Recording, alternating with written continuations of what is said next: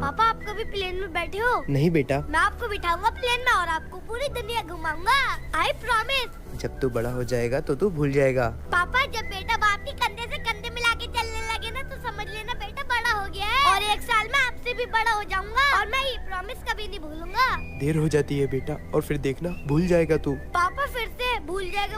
अब मैं बच्चा नहीं हूँ। जाने दिए, अब आप सो जाइए। Good night. अंबर पे मेरे पापा मुझे माफ कर दो। पापा जब मैं बड़ा हो जाऊंगा ना तो देखना आपको प्लेन में बैठाऊंगा और सारी दुनिया घुमाऊंगा। I promise.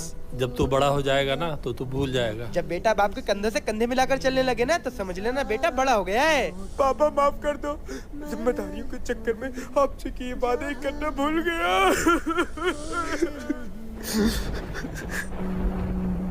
पापा जब मैं बड़ा हो जाऊंगा ना तो जिम्मेदारियों के चक्कर में आज के ये वादे कभी नहीं भूलूंगा।